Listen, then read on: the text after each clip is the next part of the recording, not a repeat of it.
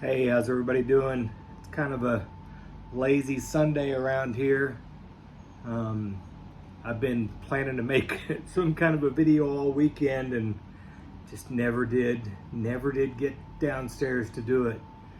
A couple of projects I've been kind of putting off. I've got a tube amp that I built from a kit. I'm really wanting to figure out how to add a master volume to it. I think I've got it figured out. I just haven't taken the time to do it. Kind of looking at guitars around here. Man, I wish the market didn't suck so bad right now. I'd really like to get rid of some guitars, but I'm not going to give them away. I'm not going to trade them for some crap. So I'll just hang on to them. It's just a matter of space. I've got more guitars than I've got space for, and I certainly can't justify buying any more when I don't have space for the ones that I've got. It's been pretty hot as hell around here. I actually went to a softball game yesterday in Oklahoma City, and it was toasty. It was like right at 100 degrees when we got there. The game started at 7 and get cooled off to about 90 by the time the game was over. But it was the Team USA women's softball team against the Oklahoma City Spark. I don't know if anybody watches softball, but man, women's college softball is actually really exciting. I've never been a huge fan of baseball, but those women seem to get they get excited about what's going on. They get fired up. And these two teams was interesting because they had a lot of former Oklahoma Sooners on each team, some on the Spark and some on the USA national team. So it was some names and faces that we had seen on TV over the last couple of years. It's kind of cool to see it in person. So I've been sitting around here today. I had pulled, let's see if I can swap this around here.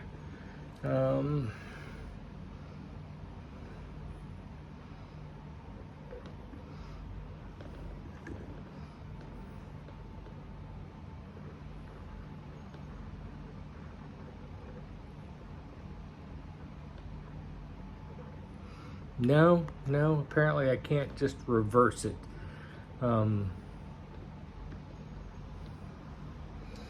Let's see here. I've got that old Marshall. It's a Hayes 20, I think. It's a hybrid tube solid state amp. It's a 12-inch Marshall sealed back cabinet. It's kind of cool. It's got some good sound. It's pretty loud, but you can also get some decent apartment volume out of it. Let me swap around over here. This is what I've been practicing with mostly. It's a Fender Blues Junior. I've done some bias adjustments on it, put a new reverb tank in it, because the factory reverb tank was not great. I don't use much pedals. I've got the little claw and clone down here. When I do want to boost, that's what I use. A little cheap looper here I'll play with every now and then. This is a really cool little pedal. It's a NuX Amp Academy. It's kind of an amp modeler. Sometimes I'll plug it in. I'll set this Blues Junior clean and I'll run this through it, but I like it's got a direct out. It's also got a headphone out, and I like being able to just plug a headphone in it. I've got, that's the tube amp that I built from a kit over there. It's based on a Tweed Fender 5E3 circuit. It's got two 12AX7 preamp tubes and then two 6V6 power tubes. It's got a 12-inch Celestian greenback in that cabinet. I think it's a 25-watt head, and it is just so freaking loud. I had it hooked up over here by the couch a couple of days ago, and I just can't play it up here without blowing my ears out and disturbing people in the vicinity. So I'm back to the Blues Junior for now. It's a pretty good little practice amp. I've got a Vox AC10 back there that I really like. I keep it back in my back room where my desk is. I thought about swapping it out here. I've got more amps than I know what to do with. Amps are another thing. I've got 3 different versions of the same amp, but Fender Super Champ. Yeah, they're not exactly the same. I've got an XD and then a couple of X2s. One is a head and cabinet separate, and the other 2 are combos. They're cool little amps. They're hybrids, but they're fun. They're good at apartment volume. Just nothing's selling right now, so it's kind of a waste of time to try to sell anything. And I don't honestly need the money, so I'm not that interested in selling them right now. I thought I'd get this out and show it off a little bit, try to clean it up. Strings are, and I haven't played it much, but they're at least a year or so old. But I try to keep them clean. I don't have it in here. I've got a little Music Nomad string cleaner. And I try to, when I put guitars up that I'm not going to be playing on a regular basis, I try to get them clean. I bought this used about 2 years ago. It came with one of those Fender hard violin cases, which is a pretty cool case. I want to say I paid $450 for the guitar in the case. It's a Mexican. Here's the crazy thing. I actually screenshotted. Luckily, I screenshotted when I looked up the serial number and found out that it's a 1999 Fender Special Run. It was produced and sold at Guitar Center. I looked up the serial number again today, and Fender can't find it. And I thought, I'm not losing my mind, because I looked it up when I bought the guitar, and it showed up then, but it's not showing up now. It's got just the standard Fender 2-pin tuners on it, small headstock, rosewood fingerboard. It's a 9.5-inch radius. It's got this really pretty natural finish. I think it's an ash body. When I bought it, the guy had put one of those, I think they're kind of tacky looking American flag pick guards on here. I guess if you're into that kind of thing, it's okay, but it's not my jam. So I went back to what it came with, which was the tortoise pick guard. It's just got the white back plate, some TV reflection in there. It's a nice looking guitar.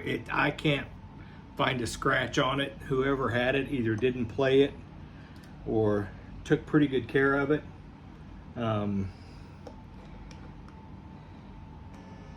It's got, of course, single coil pickups back before Fender started putting noiseless in everything, because there's the hum in the neck position and bridge position. I play a Strat a lot of times in position 4, which is the neck and middle position.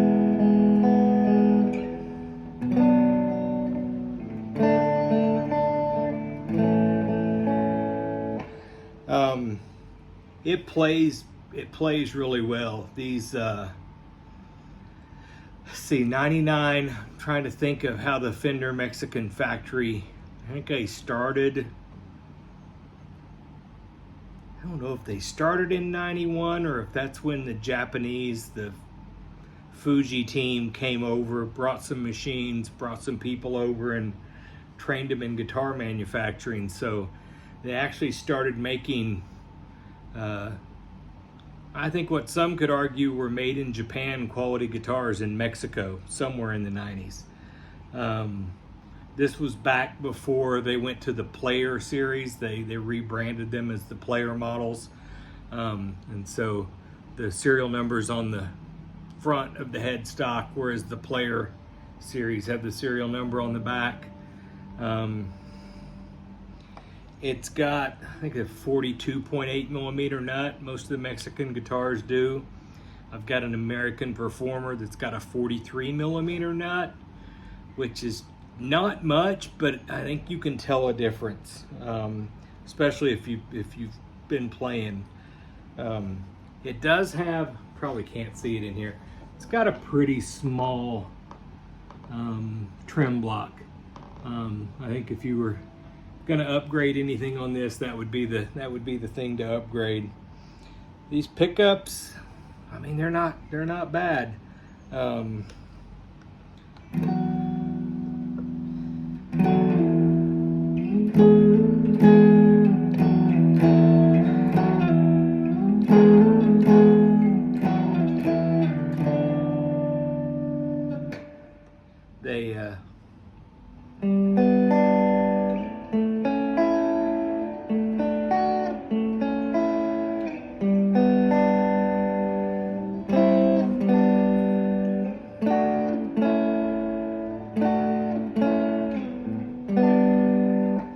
They seem to articulate pretty well. I don't have this amp up very loud. I've got the volume less than halfway, and then the master just up loud enough to make sound. Turn this clone on and it gets really loud.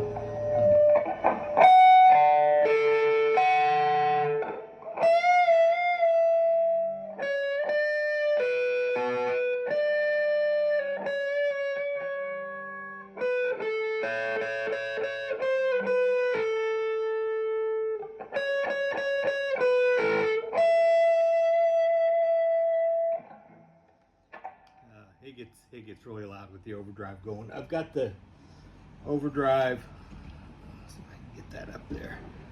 I've got the gain about 3/4 of the way up. I've got the output just about 1/4 of the way up, and the treble just a little past noon. Like I said, I don't play with pedals much, but if I want a little extra boost, that one seems to do what I need it to do. Go to position 2 there.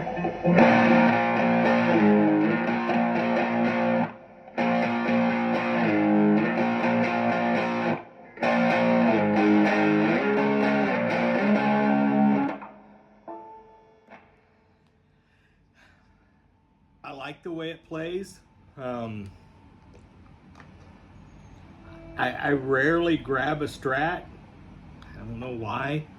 I've got my Telecaster over there that I built. That's the guitar that I've usually got setting out here. Sometimes I'll get one of my Les Pauls. I like that Yamaha Rev Star. I've been thinking about bringing it out here and playing on it for a while.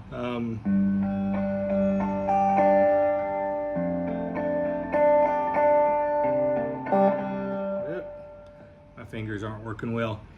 Let me know what you think about this. Do you think these Mexican Strats are any good? I know there are differences between the Mexican Strats and the Americans. The nut width is one for sure. The trim block is definitely one. I'm not sure the quality of the pickups they were putting in these guitars back then. But I think as far as a giggable, playable guitar, this will do everything you need it to do. I know in recent years they've really started to do a lot of the signature models at the Mexican factory. It's just across the border. I mean, you could probably drive from the Corona, California plant to the Ensenada plant pretty quickly. I think a lot of people stick up their nose, a lot of guitar snobs stick up their nose at the Mexican guitars, but this is a really nice guitar.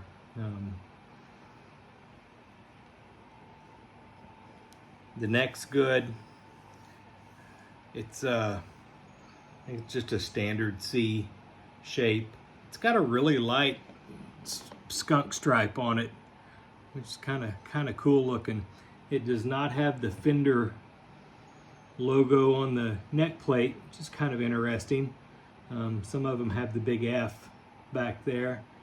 I think it's got a little bit of a deeper tummy cut than some of the other Strats that I've seen, which I don't hate. I've definitely got a tummy, so I'm not sad about that.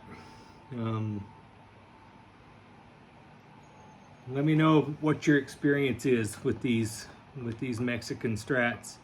If you've ever played one, if you own one, what you think about them.